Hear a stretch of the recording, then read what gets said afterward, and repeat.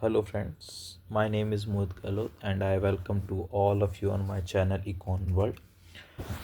तो आज हम कल वाले वीडियो को कंटिन्यू करेंगे जहाँ में पहले हमने यूटिलिटी और उसके एजम्पशन के बारे में बात की थी। आज हम यूटिलिटी अप्रोच के बारे में बात करेंगे। बेसिकली यूटिलिटी की दो अप्रोचेज़ हैं और ये most of the time study की जाती है। सबसे पहली है cardinal approach.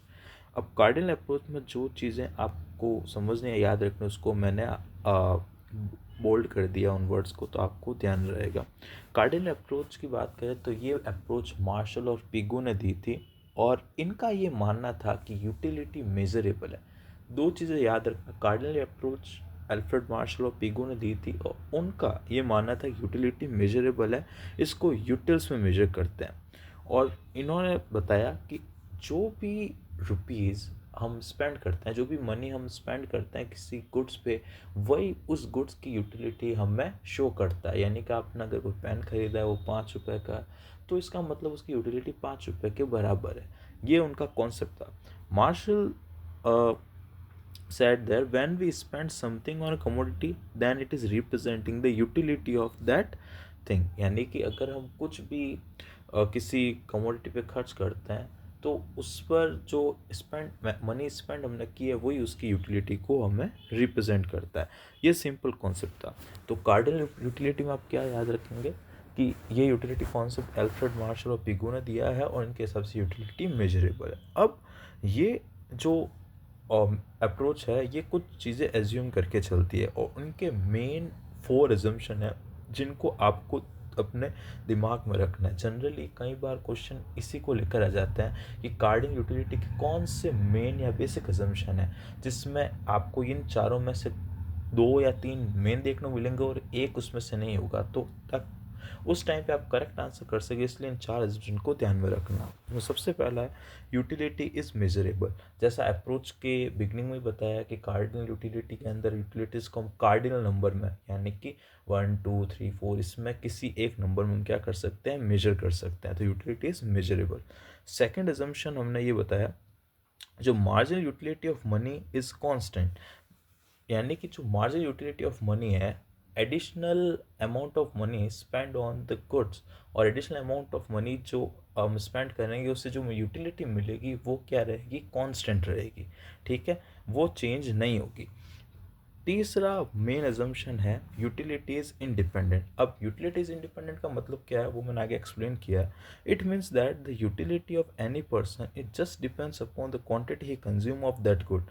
It can be different from the other people who is consuming the same good. यानी कि आप किसी गुड को कंज्यूम करते हैं तो उससे जो आपको यूटिलिटी मिलती है वो सिर्फ गुड्स के कंजम्पशन पे डिपेंड करती है। ओके, वो किसी आपके साइड पर्सन के कंजम्पशन पे या उनके किसी नीड या वांट पे डिपेंड नहीं करती। यूटिलिटी इंडिपेंडेंट होती है, हर एक पर्सन के लिए अलग अलग होती है।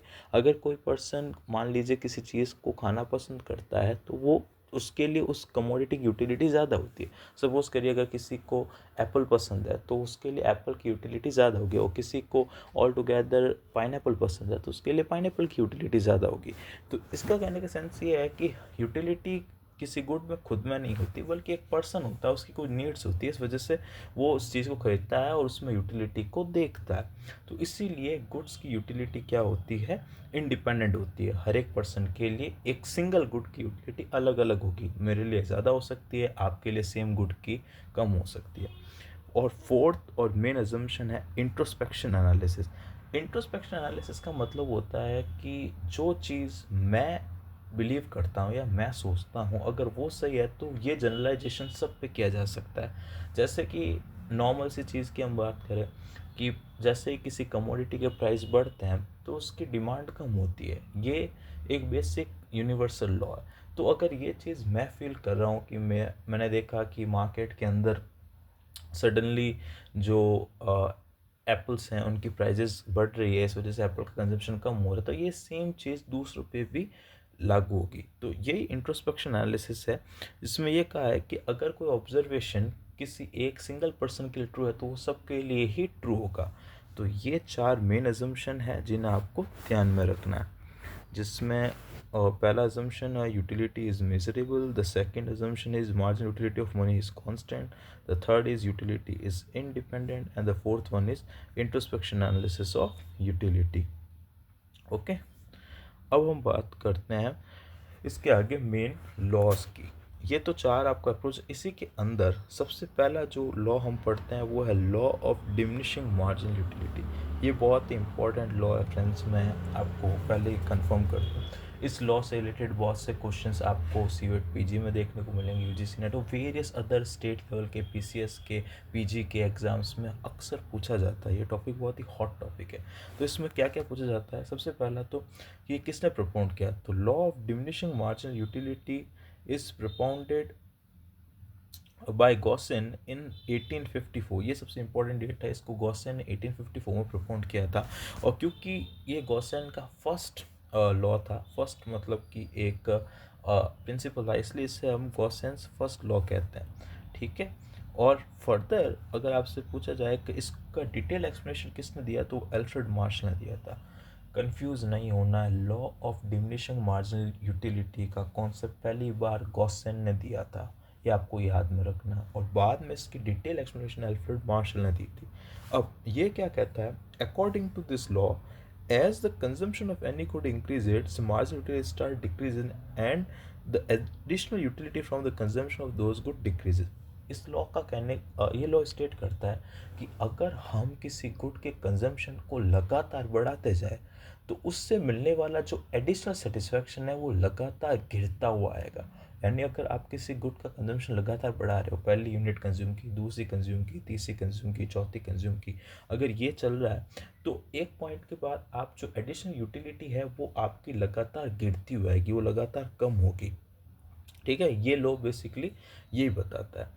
अब इस लॉ के भी कुछ अजम्पशन है, इसको आपको सिर्फ आंखों के बाहर निकालना, आपको इसको ही याद नहीं रखना है। बस मेन वही बेसिक अजम्पशन यूटिलिटी एनालिसिस है, जिसमें सबसे पहला अजम्पशन है कि consumer is an economic person and behave rational. यानी कि जो कंज्यूमर है वो इकोनॉमिक पर्सन है, रेशनल है और वो रेशनली बिहेव करता है। यानी उसके पास अगर कोई सर्टेन अमाउंट ऑफ मनी है जिससे वो स्पेंड करना चाहता है तो वो इस तरह उसे स्पेंड करेगा ताकि उससे वो मैक्सिमम यूटिलिटी ले सके।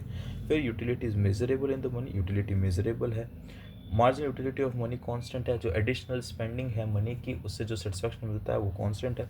Units of the commodity must be homogeneous size and quality. ये जो फोर्थ एजम्पशन है ये बेसिकली कहता है कि आप जो भी गुड लगातार कंज्यूम कर रहे हो उसकी जो यूनिट है वो सेम होनी चाहिए और उसकी क्वालिटी भी सेम होनी चाहिए। जस्ट लाइक दैट, सपोज करिए अगर आप एप्पल वाला एग्जांपल कंसिडर करें, आप सबसे पहले है ना एक एप्पल खाते हैं जो थोड़ा सड़ा हुआ होता है, मतलब कि एक रोटन एप्पल होता है, तो वो खाने से आपको ऑब्वियसली बात है बहुत ही कम सेटिस्फेक्शन मिलेगा। बस सेकंड जो एप्पल है वो पूरी तरह से लाल पका हुआ होता है, तो आप उसे खाते हैं तो उससे आपका सेटिस्फेक्शन बढ़ता है। तो इसमें तो law of diminishing marginal utility काम नहीं कर रहा, क्यों? क्योंकि पहले और दूसरे की क्वालिटी में डिफरेंस था। दूसरा बात करें, साइज़ में होमोजीनियस है। मान लीजिए पहला एप्पल है वो साइज़ में बहुत छोटा था, बेर के जितना था हाइपोथेटिकली स्पीकिंग, और दूसरा है वो एकदम आपके ऑरेंज जितना बड़ा था। तो साइज़ में डिफरेंस होने से भी यूटिलिटी में डिफरेंस आ जाएगा। तो इसलिए उन्होंने कहा है कि कंज्यूमर जो भी गुड कंज्यूम करे उसकी जो क्वालिटी है और साइज़ है वो सेम रहने चाहिए। फिर consumption process must be continuous, consumption process must be continuous. इस एजम्पशन का बेसिकली मतलब है कि कंजम्पशन एक लगातार पीरियड में होना चाहिए। ऐसा नहीं हो कि कंजम्पशन एक यूनिट और दूसरी यूनिट के बीच के कंजम्पशन के बीच में एक सिग्निफिकेंट गैप हो, ऐसा नहीं होना चाहिए। अगर आपने पहली यूनिट कंज्यूम की है तो दूसरी यूनिट भी उसके बाद कंज्यूम, ऐसा नहीं है कि पहला एप्पल सुबह खाया दूसरा एप्पल शाम को खा रहे हो, तो इससे गैप आ जाएगा जिससे कि ये लॉ काम नहीं करेगा। और सातवां, कंज्यूमर का income, fashion, preferences toward particular change particular good does not change over the time. मतलब कि उस टाइम पीरियड में उसका जो प्रेफरेंस है वो चेंज नहीं होना चाहिए। तो ये 7 इनके अजम्पशन है जो आपको ध्यान में रखना है। ठीक है, अब सबसे बड़ी बात करते हैं कि इसका रीज़न क्या है, क्यों एडिशनल सेटिस्फैक्शन जो आपको मिलता है वो गिरता हुआ मिलता है। तो उसमें सबसे पहला जो रीज़न यहाँ पर लिखा है हमने कि एक तो जो ये है ना, जो रीज़न है ये बोल्डिंग ने दिए हैं, बोल्डिंग प्रोफेसर इकोनॉमिस्ट रह चुके हैं, उन्होंने दिया था। सबसे पहला अजम्पशन उन्होंने दिया कि different goods are improper substitute of each other, that's why when the consumption of any good increase its marginal utility decrease. इसका मतलब यह है कि जो भी दो गुड्स कंज्यूमर के सामने होते हैं ना, वो क्या होता है, इम्प्रॉपर सब्सटीट्यूट। प्रॉपरली आप एक, ऐसा नहीं है कि ऑरेंज को एप्पल की जगह कंज्यूम कर लोगे या एप्पल को ऑरेंज की जगह कंज्यूम कर लोगे, ऐसा नहीं होता। वो इम्प्रॉपर सब्सटीट्यूट होते हैं। इस वजह से आप जब उनका कंजम्पशन लगातार बढ़ाते हो तो उससे जो आपको सेटिस्फैक्शन मिलता है ना, वो भी गिरता हुआ मिलता है। ठीक है, फिर का सेकेंड उनका, all wants are satiable, which means that after a point we can't increase the consumption of that good. यानी कि जैसे जैसे आप किसी कमोडिटी को कंज्यूम करते जाते हो, आपकी वांट सेटिस्फाई होने लगती है, आप धीरे धीरे क्या होने लगते हो, सेटिस्फाई होने। तो इस वजह से एक पॉइंट आने के बाद ऑब्वियसली आप उस गुड को कंज्यूम नहीं करोगे। और ये सच भी, अगर हम अपने ऊपर भी इस बात को लागू करें तो आप एक एप्पल खाओगे, दो खाओगे, तीन, चार, पाँच, कितने खा लोगे? ऑब्वियसली बात है, आफ्टर अ पॉइंट आप ऑल टुगेदर एक भी नहीं खाना चाहो, क्योंकि आपका पेट पूरी तरह से भर चुका होगा। तो यही रीज़न है कि क्योंकि जो सारे आपके है ना नीड्स है वो सेटिस्फाई हो सकती है, सेटिएटेड होती है, इस वजह से जो एडिशनल सेटिस्फेक्शन मिलता है वो गिरता हुआ मिलता है। और इन दो रीज़न की वजह से ही जो आपको एडिशनल यूटिलिटी है कंटिन्यूस कंजम्पशन के किसी गुड्स से, वो गिरती हुई मिलती है। तो आई होप आपको ये लॉ समझ आया होगा। इसमें मेन चीज़ें आपको जो याद रखनी है वो है कि ये लॉ किसने दिया, कब दिया, और ये लॉ बेसिकली कहता क्या है, ठीक है, और इसके पीछे का रीज़न क्या है। अब हम बात करते हैं सेकेंड लॉ की, जिसे law of equi marginal utility कहते हैं। अब सबसे पहले बात करते हैं, ये लॉ भी आपके गॉसेन ने ही दिया था, और ये लॉ डिमिनिशिंग मार्जिन यूटिलिटी के बाद दिया गया, इसलिए इसे गॉसेंस का सेकंड लॉ कहते हैं। ठीक है, तो कंफ्यूज मत होना, गॉसेन का first law diminishing margin utility है और लॉ गॉसेन का second law equi margin utility है। ओके, ये लॉ ये बताता है कि अगर एक कंज्यूमर के पास दो गुड्स हैं, हाइपोथेटिकली स्पीकिंग, अगर दो गुड्स है और एक सर्टेन इनकम उसके पास है, तो वो अपनी सर्टेन इनकम को इस तरह से उन दो गुड्स के बीच में डिस्ट्रीब्यूट करेगा कि जो लास्ट रुपी या last unit of money spend करने पर उन दो गुड्स से जो मार्जिन यूटिलिटी मिलती है वो बराबर होगी। मतलब कहने का सेंस ये है कि कंज्यूमर के पास अगर दो गुड्स है तो वो अपने दो गुड्स के बीच में जो इनकम है वो इस तरह से डिस्ट्रीब्यूट करेगा, इस तरह से उन दो गुड्स का कंजम्पशन करेगा कि उससे जो सेटिस्फैक्शन मिले, उसके लास्ट यूनिट से दोनों गुड्स के सेटिस्फैक्शन मिले वो इक्वल हो।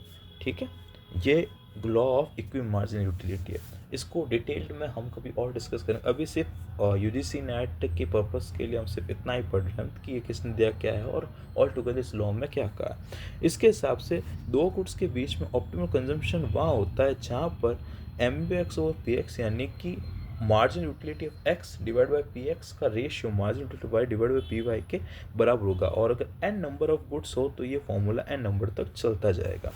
तो ये आपके कार्डिनल यूटिलिटी एनालिसिस यहाँ पर पूरा हो गया है, जिसमें हमने कार्डिनल यूटिलिटी एनालिसिस किसने दिया, क्या होता है, उसके इंपॉर्टेंट असम्पशन, उसके बाद दो इम्पॉर्टेंट लॉ जो आपको इसमें पढ़ने हैं, वो सारी चीज़ें मैंने इसके अंदर लिख लिया।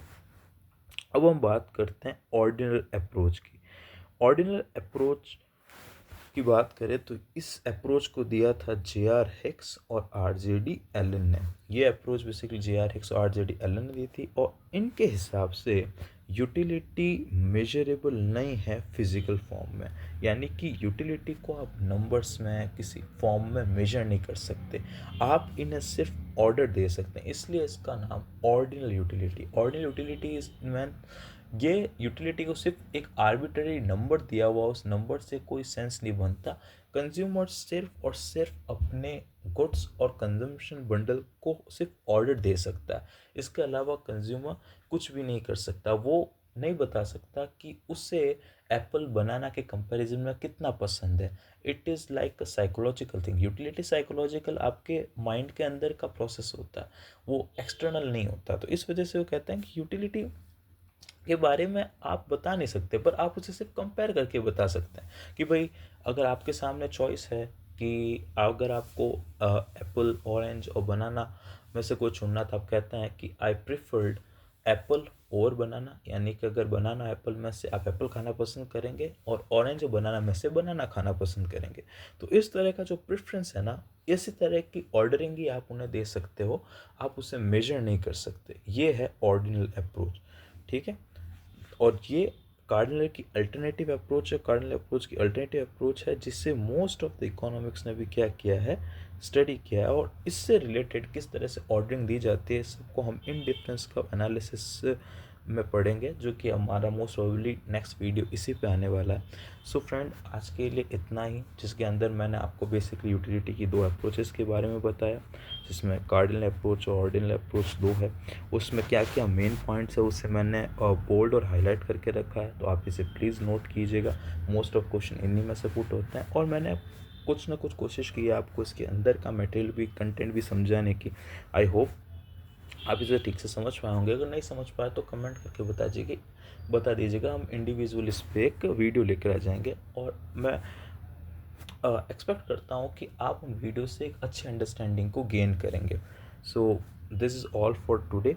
We will meet in next video with the next glamorous concept. Thank you so much for watching our channel.